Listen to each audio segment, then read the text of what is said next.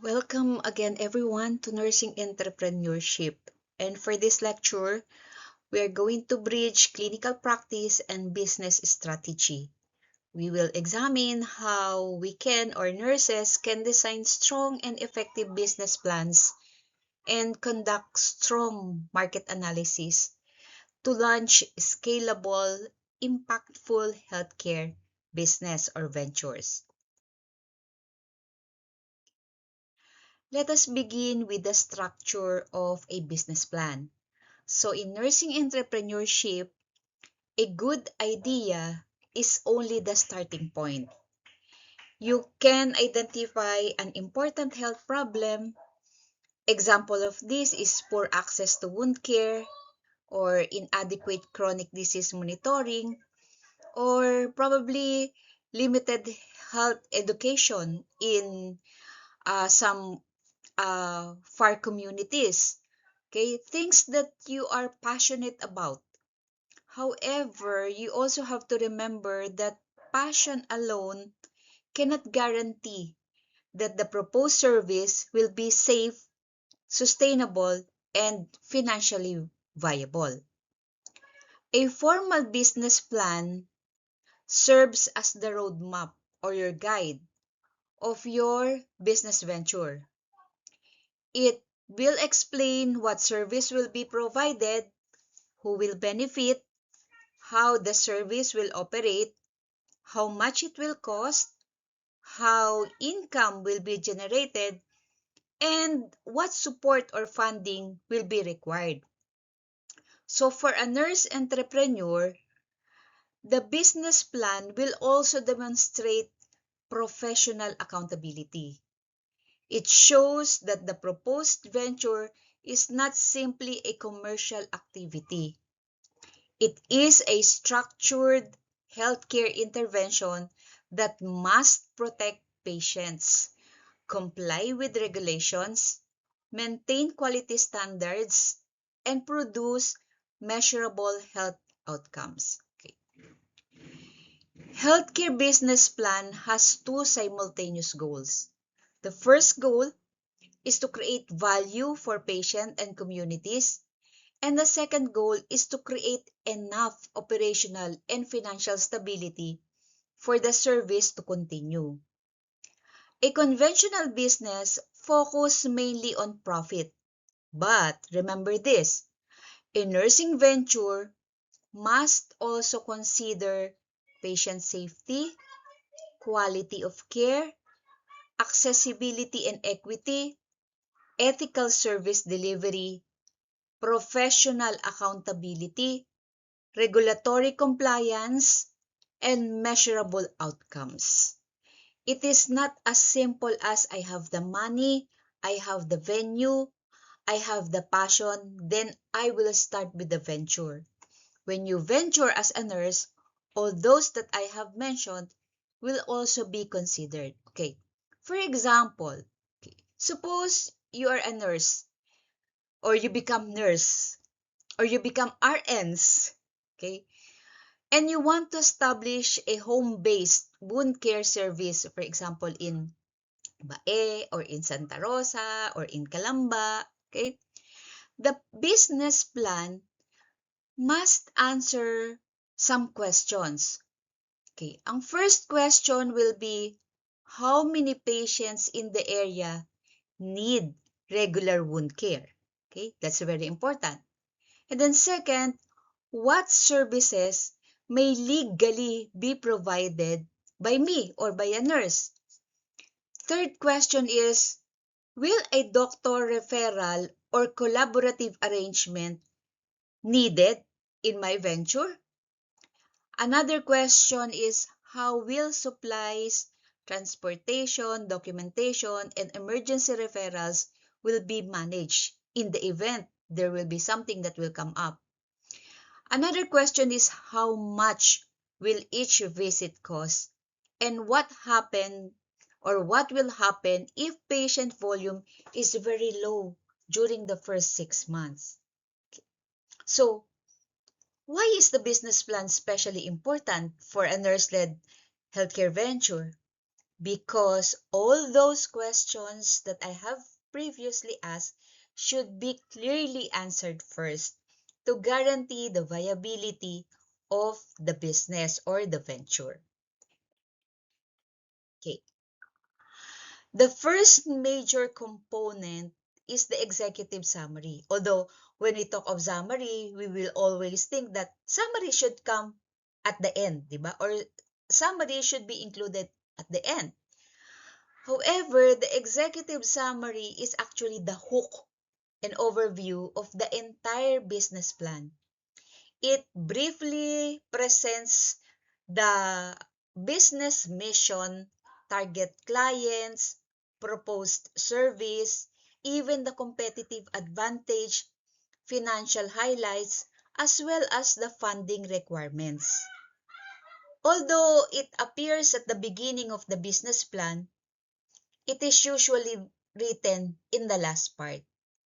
This is because the business person or the entrepreneur must first complete the market analysis, the operational plan, financial projections before you can accurately summarize the venture. In healthcare, the executive summary should clearly communicate two forms of values. Okay, the first is clinical value, and it will answer the question, how will the service improve health, access, safety, satisfaction, and even continuity of care? The second is economic value. This will answer the question, how will a venture generate sufficient revenue or savings to make it continue its operation? Okay. An effective executive summary should answer 5 questions, at least 5 questions. First, what is the healthcare problem? You have to identify the problem first for you to have an idea of what venture you're going to go into. Okay? Second is, what service or product will solve the problem. Third, who are the intended clients? This is very important also because without the client, there will be no business. Another question is, why is the nursing venture different, or why is it better? Because if you're going to venture into something that is already available anywhere, then people will not have any reason to go to your venture or to go to your business. And then the last one is, what resources or funding will be needed to start my venture? Okay. Let's take, for example, you want to have a home nursing service, healthy home nursing service for that matter. Okay. This will provide nurse-led home visits for older adults. For example, you chose older adults with diabetes and hypertension in selected communities here in our area in Laguna. The service will include medication reminders, blood pressure and blood glucose monitoring. It can also include wound assessment, health teaching, family coaching, and referral coordination. This business aims to reduce preventable complications and unnecessary hospital visits through regular monitoring and early intervention. So initial funding will be used for clinical supplies, for transportation, for digital documentation, training, and also included here is marketing. The next component is the venture description. This section or this part explains the operational identity of the business. It identifies the legal structure, ownership, mission, vision, organizational philosophy, and specific clinical problem that will be addressed. The business description should also clarify the role of you or the role of nurses. Is the nurse providing direct care, or is the nurse coordinating service? Is the nurse developing a health education program? Or is the nurse consulting with organizations about occupational health or infection prevention? So this should be clearly stated or should be clearly known to your target clients. Nurse-led models may include wellness clinics, telehealth navigation, or you can also engage in home health care. You can also think of chronic disease coaching, occupational health services, nursing review centers like Dr. Carl Balita. Or you can also think of engaging into elder care services and specialized nursing consultancy. Okay? How are we going to do that? Or how can we do that? Or what can we do to achieve that? Okay. I want you to remember that there are some talents and strategies that you may implement so that all these areas that we have discussed will be made possible. Okay. Example, in nurse-led telehealth navigation service may not be an independent venture. It may not independently diagnose every patient condition. So instead, you can help the patient schedule consultations, also to be clarified or to understand the instructions given to them. Even you can help also to monitor symptoms. You can prepare questions for providers and follow up on referrals, because these are some of the areas where patients find difficulty in compliance. This will demonstrate how we nurses can create value through care coordination and patient coordination while respecting our scope of practice.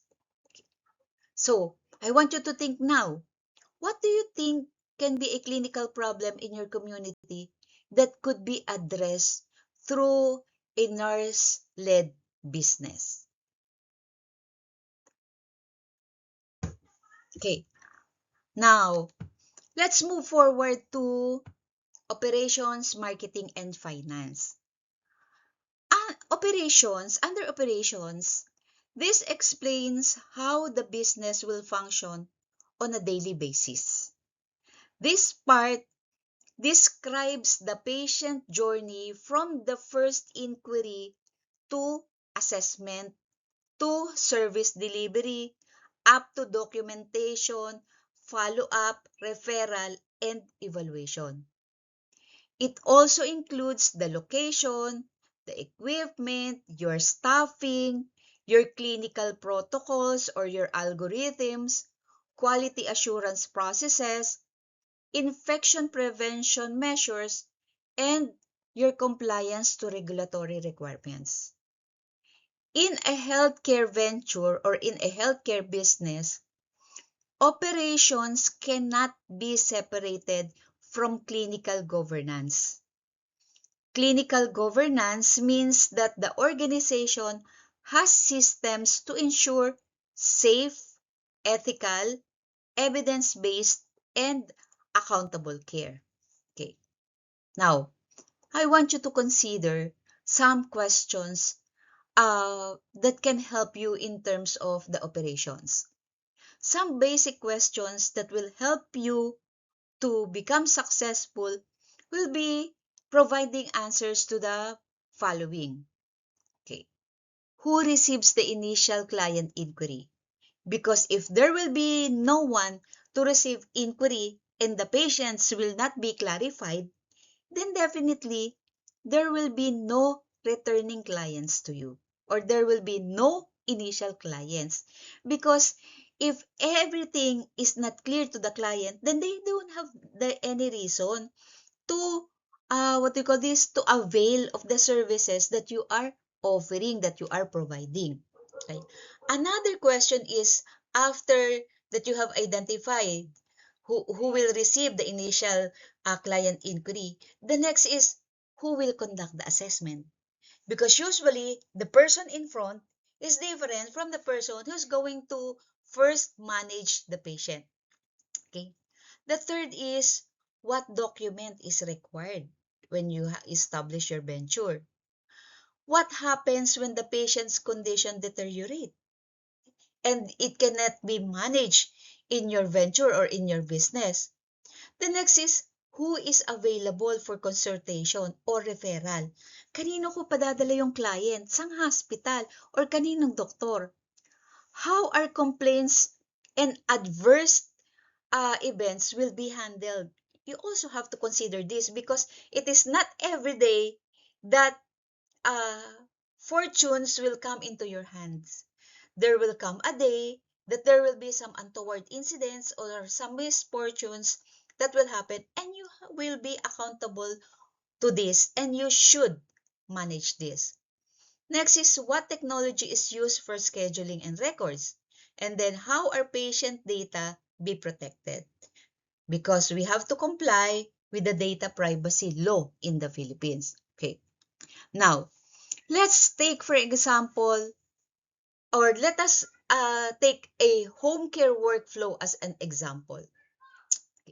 A home care nursing service may use the following workflow. Okay.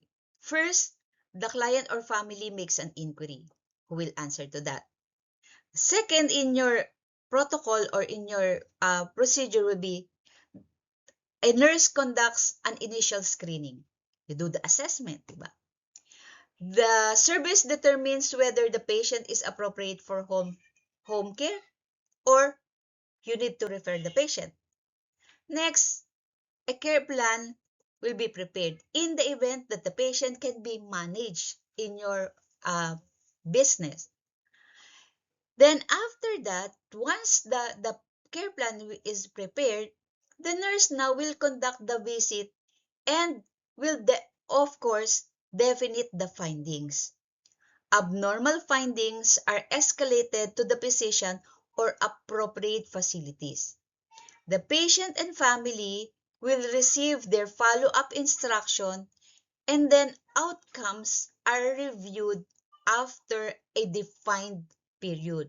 We have to wait for a definite period because we have to assess and evaluate first whether the care plan that we have provided to our patient became effective or not. Next is the marketing strategy. This explains how the venture will reach your target clients and how you will be able to build trust from your clients. Healthcare marketing is somewhat different from selling an ordinary consumer product or online selling, because patients and families will require evidence of competence, safety, confidentiality, compassion, and reliability. Okay. Marketing may also involve community orientations, referral networks, social media, partnerships with the barangay health workers, also with physician referrals. It can also be using employer programs, professional websites, and educational events. However, all marketing claims must be truthful, ethical, and consistent with professional standard. What does it mean? Marketing strategy is aimed always towards increasing the number of clients. So, you have to make your venture sound very inspiring and very accommodating to the patient and to the family. But, okay, your marketing, or when you want to claim through your marketing, that means you want to promote your venture through marketing, you always have to remember that this is healthcare, and as such, you have to be truthful, you have to be ethical, you have to be consistent, and you have to comply with our professional standards. Okay. So, what will be an example of this? Ano ba pwede natin example? Instead of, you want to advertise or you want to make everything grandiose, okay?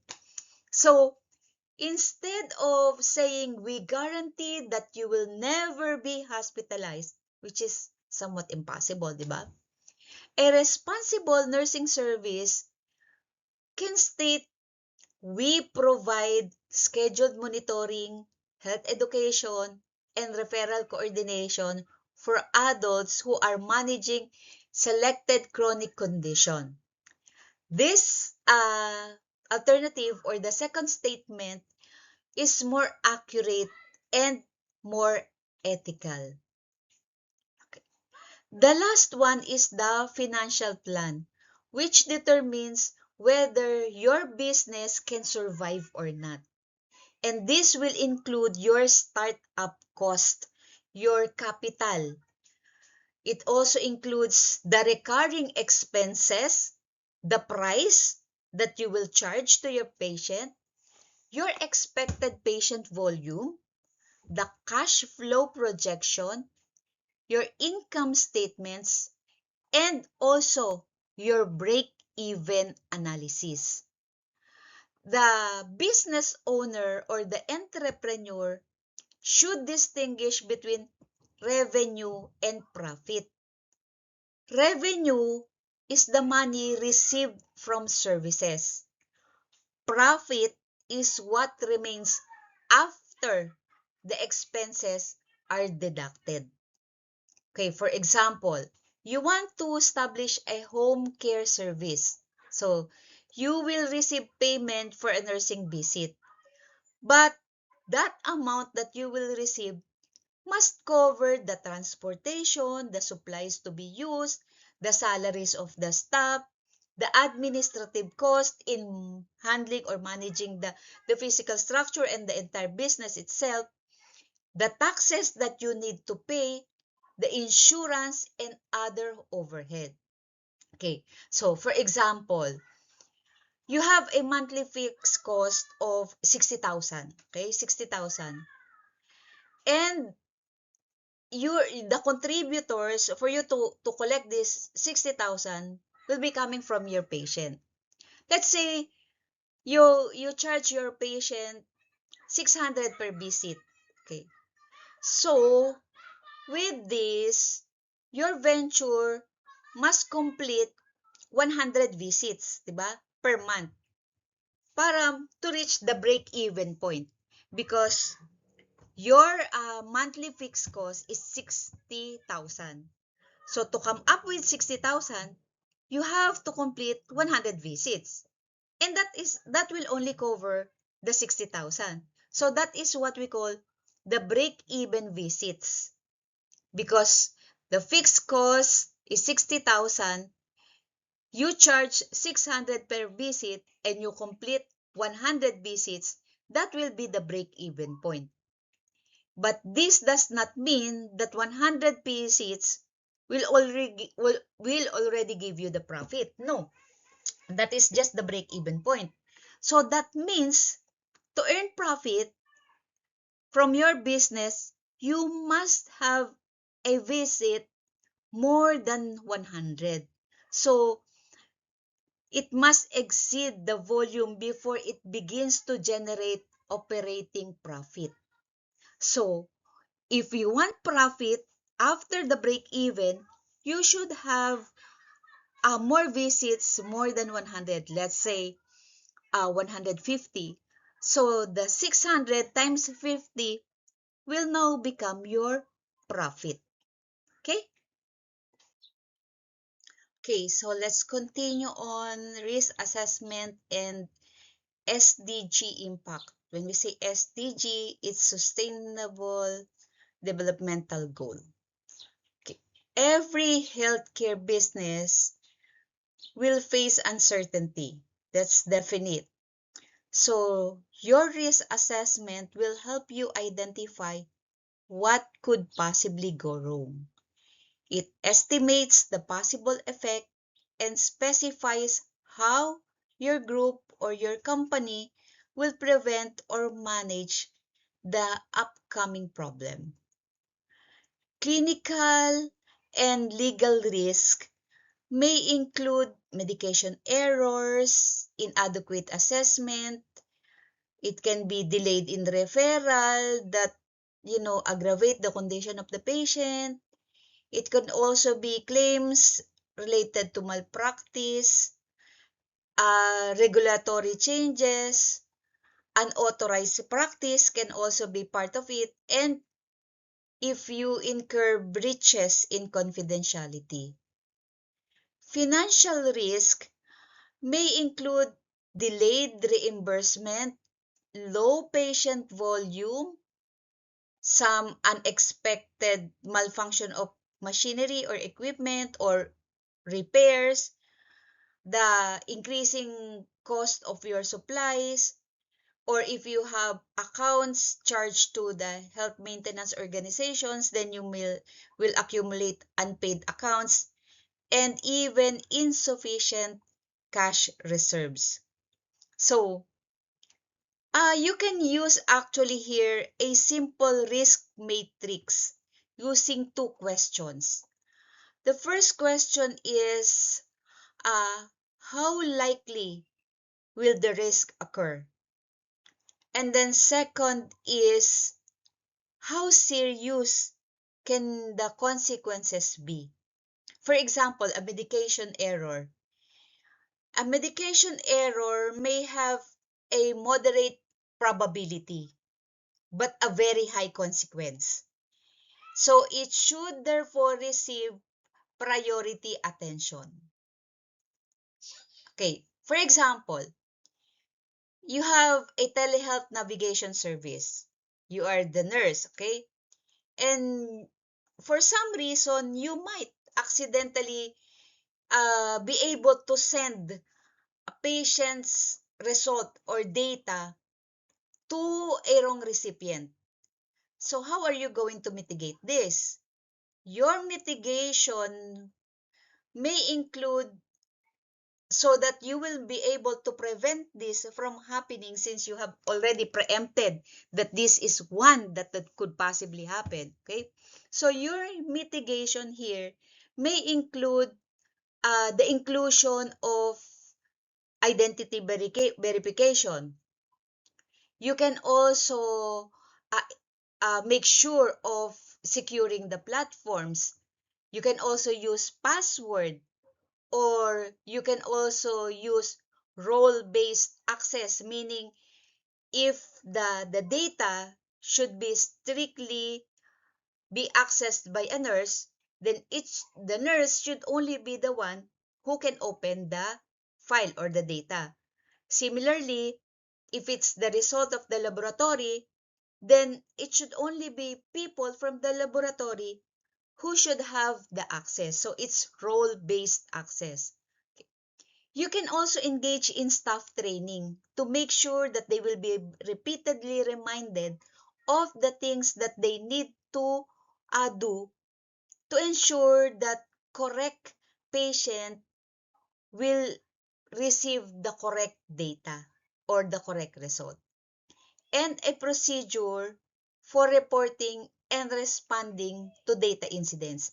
It is not enough that we think of mitigating the problem, because at any given rate or at any given instance, this problem may occur. Okay, so it is still best that you also create a procedure whenever this happen, on how you are going to report it and how you are going to respond to this data incident. So here in the Philippines, the patient information is processed through telemedicine should follow the Data Privacy Act and relevant National Privacy Commission requirements. Risk mitigation, on the other hand, means reducing either the probability or the effect of a risk. What can be our possible strategies here?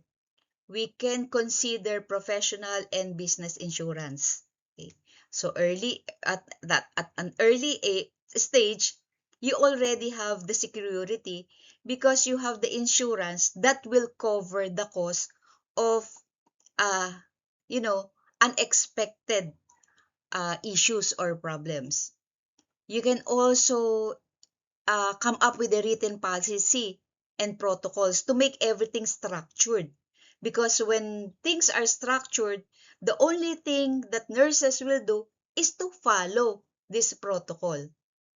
Another is you should be clear and have the appropriate referral and escalation system in the event that the patient cannot be accommodated in your institution or in your business. Then there should be a clear referral system for nurses to be clarified on how they are going to proceed with the process. And then you can also do staff orientation and competency validation. Contingency, you should also have the contingency funds. Be careful or be certain about your securing your electronic records, and you should conduct regular audits.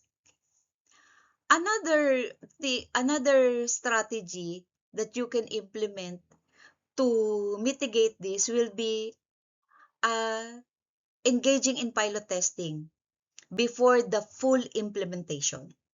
Because pilot testing will give you the opportunity already to determine whether there are things that will uh, become a reason later on for you to have a problem or issues. Okay. Then do some phase scaling rather than, immediate expansion.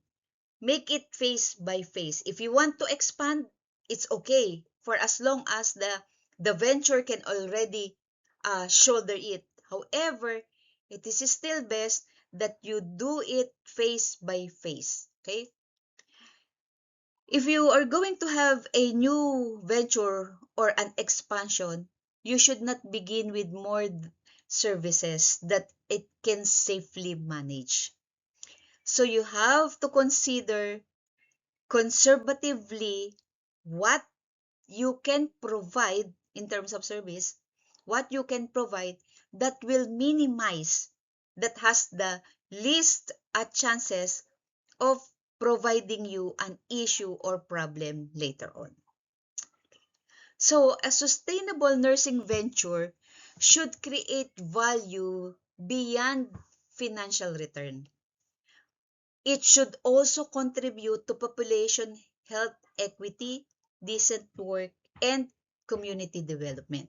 Now, SDG 3 focuses on ensuring healthy lives and promoting well-being for people of all ages.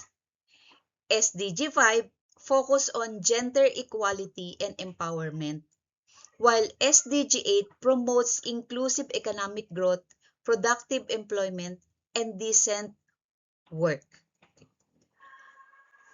A nurse-led chronic disease program, for example, can contribute to SDG 3 by improving disease monitoring.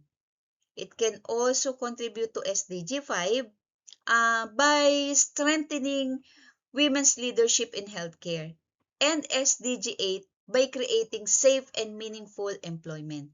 So why are we discussing this?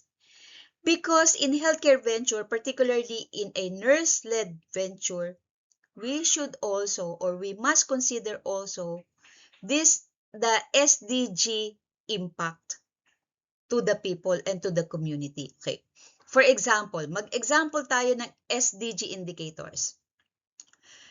A nurse entrepreneur should not merely claim that a business supports SDGs. Cannot just say that, oh, my business is supporting the SDGs or the Sustainable Developmental Goals. However, the impact of this business venture towards SDG should be measured through indicators. Okay, an example nun. Some of the indicators may be the percentage of clients completing follow-up visits, improvement in blood pressure, for example, or blood sugar level, the reduced or reduction in missed appointments, the number of clients who tried to reach your services but were not served, the number of the nurses employed or staff that are employed in your business, and the percentage of staff receiving fair wages and those who are being provided in the event na talagang the business is already doing good, and those who are engaging in continuing education.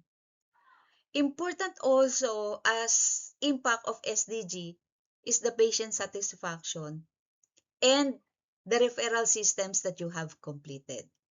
So the question here is, how can you as a business woman or a businessman who is a nurse become profitable while you are still promoting health equity and while you are still providing the SDG impact on your business?